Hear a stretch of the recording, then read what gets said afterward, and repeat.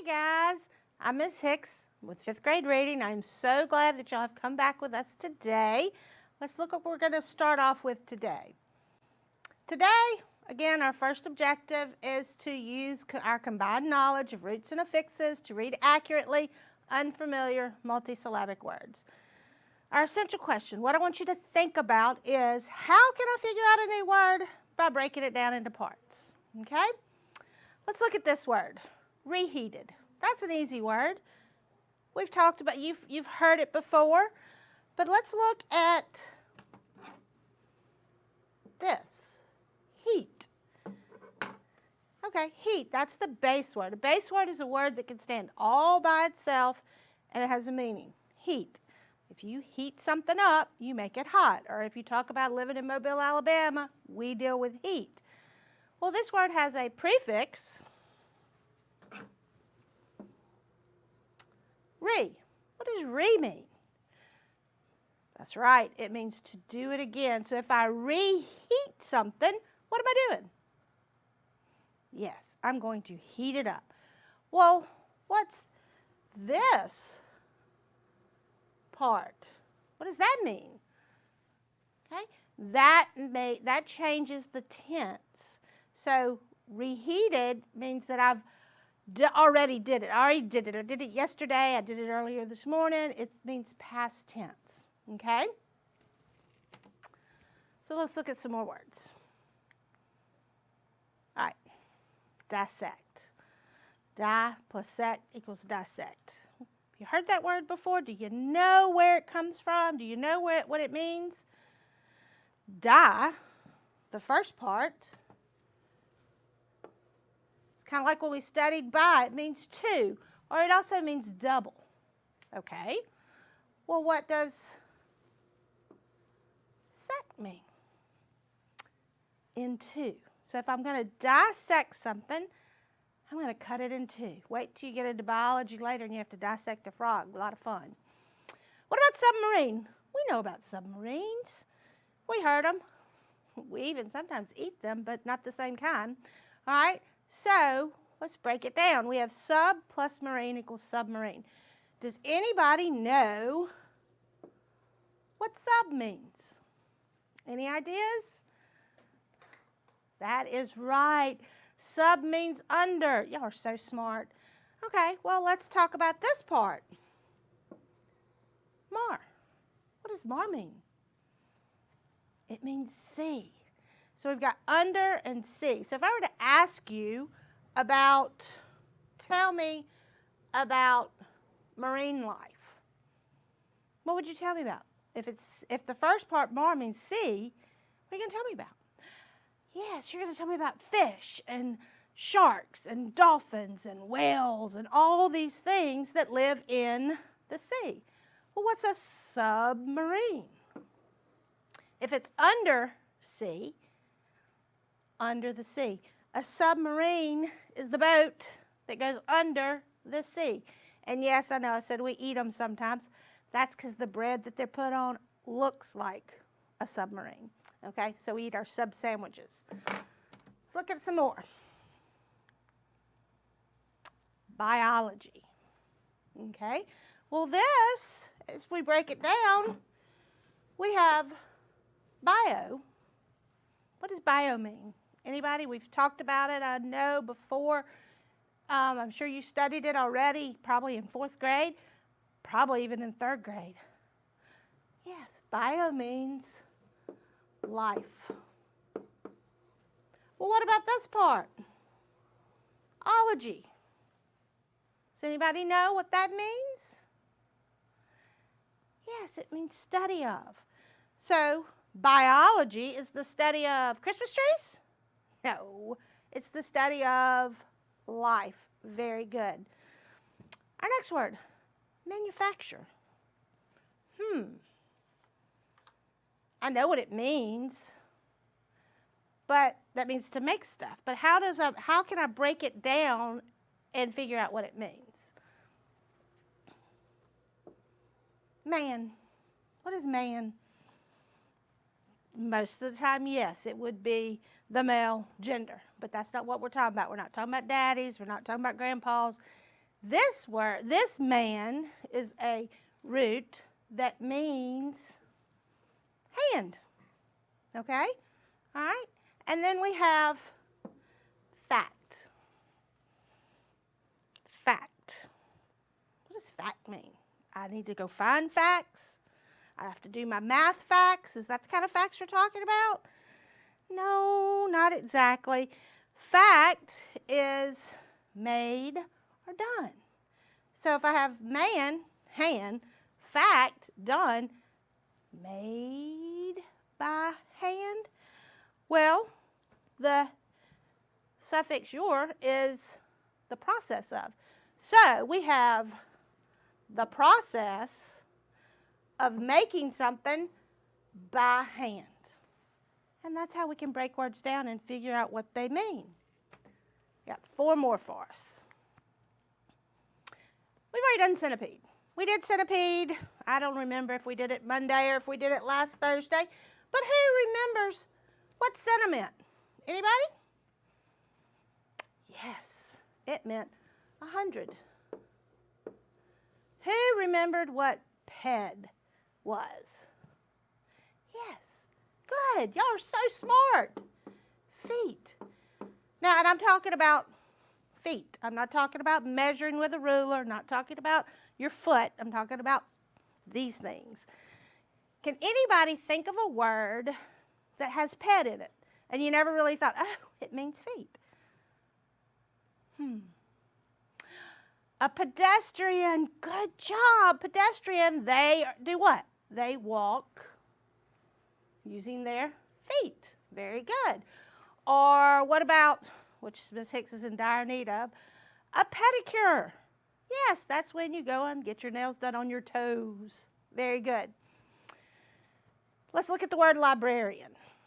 Do you see anything in that word that you know? Very good. You can kind of see a little bit of library. We all know what a library is. We go there, we get books, and we read. Well, what does the suffix "and" mean? Librarian. Well, what do you think? Because you think about your librarian. That is the lady in the library that helps you check out books or makes you do research or all that kind of stuff. So "and" means someone who knows, someone who works. Okay? All right, I got the next word. Ooh, that's a hard word. It's kind of a strange word that maybe you've never seen, maybe you've never worked with it. Aqueduct. I think you probably know or probably have heard aqua. Water. What does duct mean? Anybody know? Anybody think of the word duct? Where have you heard? And I'm not talking about quack, quack. That's D-U-C-K. This is D-U-C-T. Duct. Okay? Where have you heard of that? Maybe in your house. Maybe you've had to go up in the attic and your parents say, oh, don't step on the ductwork. That's the lead. That's the thing that leads the air out of the thing. So this, same thing, lead.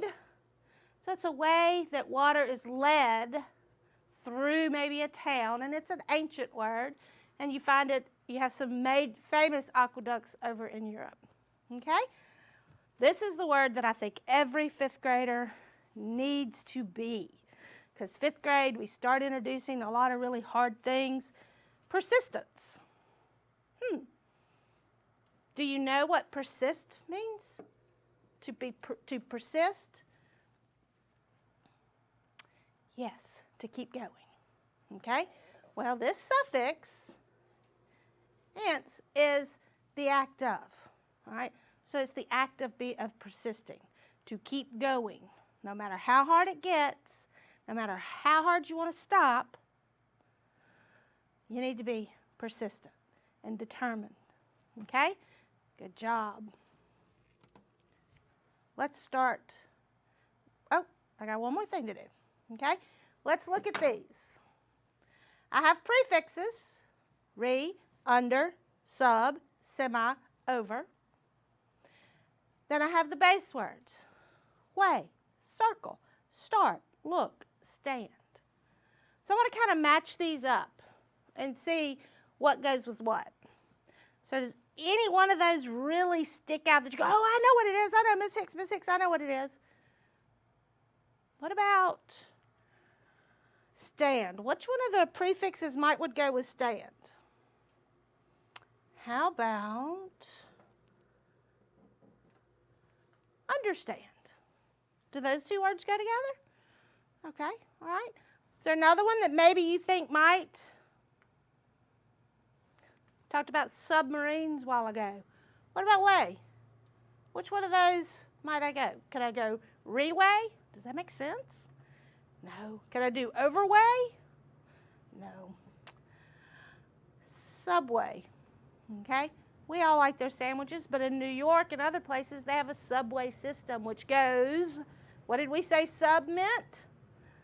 Under. Subway system is the trains go under the roads, underground.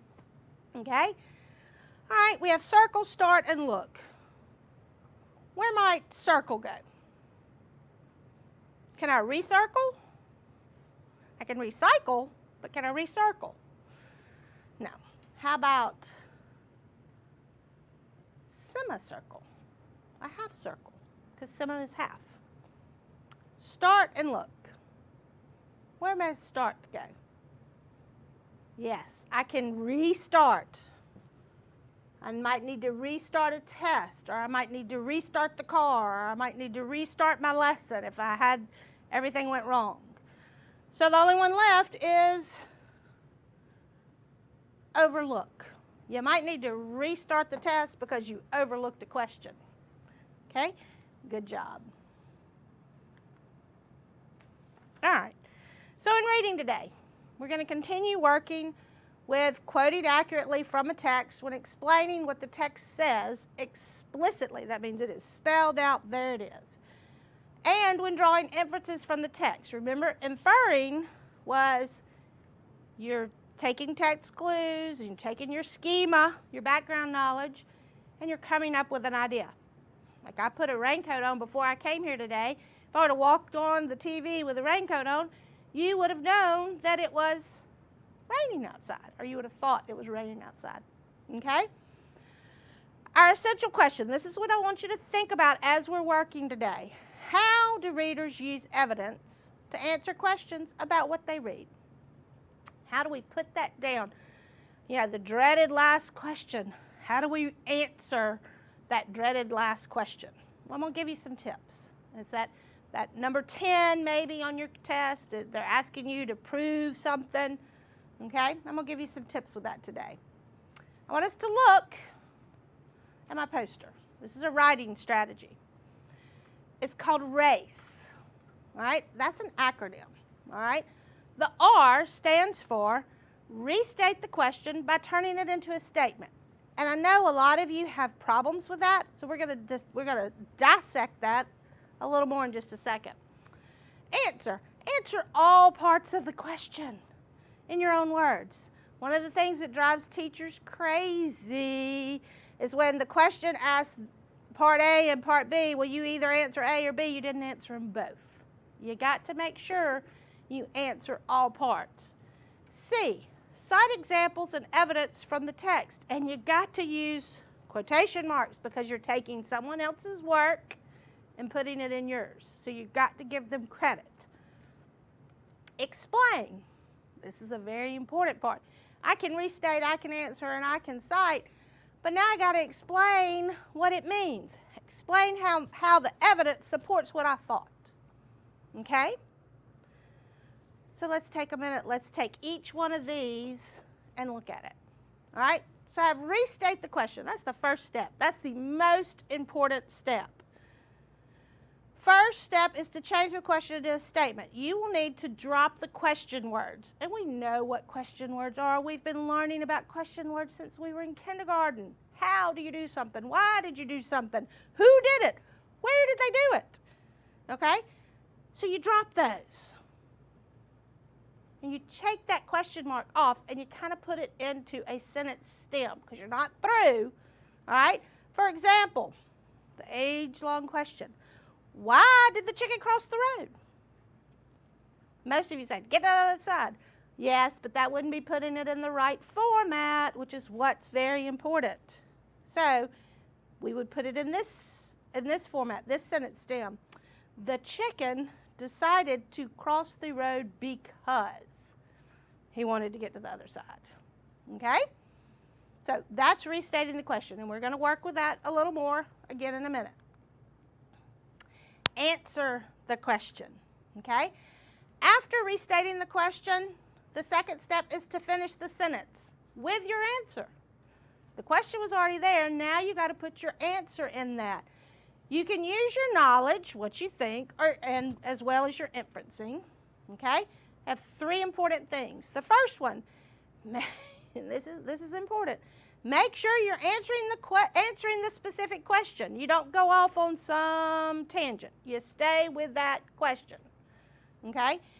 Again, answer every part of the question. Sometimes questions have more than one part and you got to answer them all. Okay? You might need to have 2 or 3 different starting sentences. This is a pet peeve of mine and probably most of your 5th grade teachers. It's very important that you introduce the character before you start saying he, she, they. You've got to put their name in it. You got to think that your teacher has no idea what that question asked and who they were asking it about. I tell my students that this is the time that they get to actually think that Miss Hicks doesn't know anything. Okay? Let's look at the next. Cite your text evidence. This can kind of be tricky because you're not really sure where you really got that thought from. But you need to find the relevant evidence. Not the evidence, but the relevant evidence that supports your answers. And here are some stems. When I talk about stems, I'm talking about those are little starter sentences, the things that come before your actual meat of your sentence. Like we did the other day, according to the text, the author stated. In the second paragraph, the author mentioned, based on the text. That way you're letting your teacher or whoever is reading your paper that you actually got your information from the text. You didn't just pull it out of your head, okay? Then you'll need to quote the text exactly as it was written using quotation marks, okay? And finally, explain what it means. This is the part of the written response where you will tell how the text evidence proved your point. You had an idea, you had an opinion, and this is where you got it from. This is where your teacher, even if you answer like some crazy kind of answer, but you have really good proof to back your answer up, she might give you partial credit, okay? Some little things that might start. This shows, this proves, this is a good example, this means that, okay? I have some examples. Question, why did Alice start a dog walking business? Now, I did this, I color coded it, kind of like my poster. The green is restate, the orange is answer, the blue is cite, and the red is evidence. So I'm restating the question by saying Alice started a dog walking business. I took the Y out, I took the did out. Because she wanted to buy a bike, and her parents said that she would have to earn the money to pay for it. That answers the question. You might think, oh, I'm done. Not really. Not really. Not if you're not a lazy student. You got to give them evidence.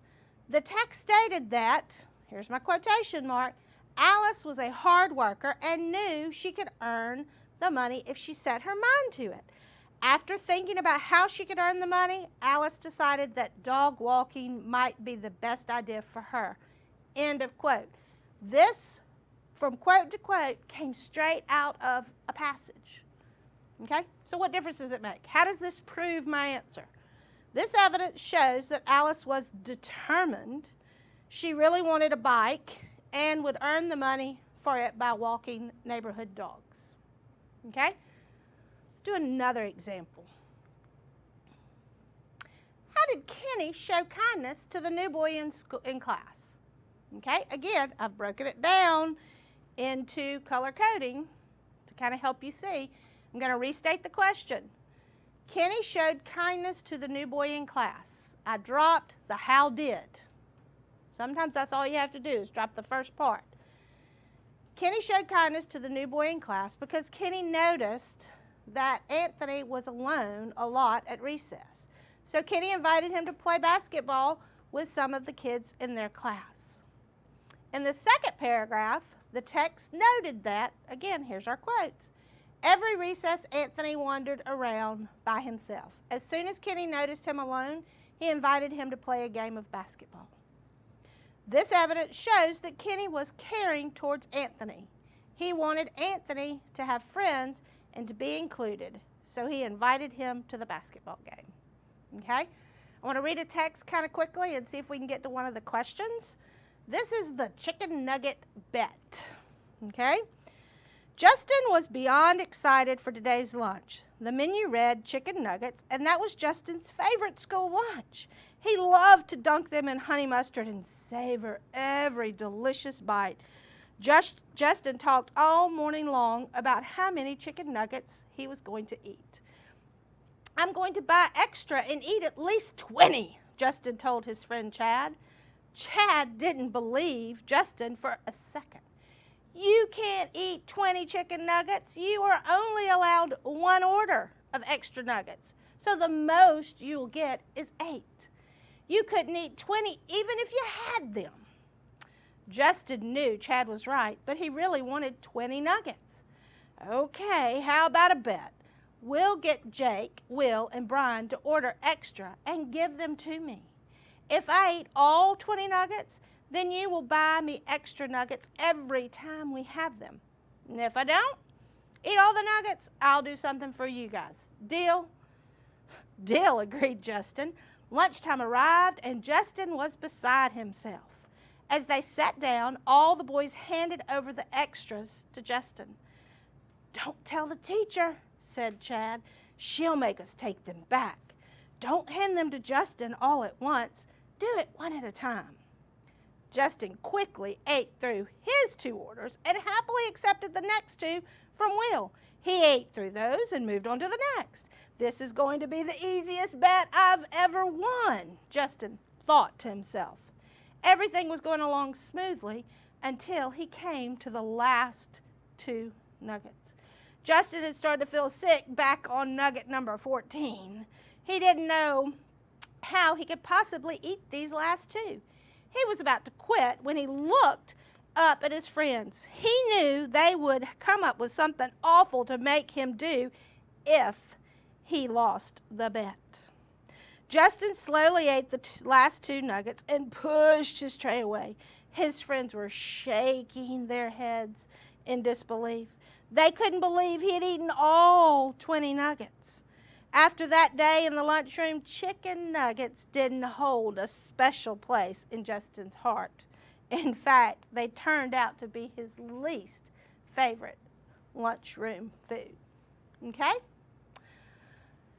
Question number 1. Some of the characters in the story are sneaky. Name one character that this trait applies. So who do you think, who was sneaky? You had 2 main characters. You had Justin and you had Chad. So you have to think, well, which one of those do I think was sneaky and which one am I going to prove? So here we have several of the characters were sneaky. I'm restating the question, but what's my answer? But one of them was Chad.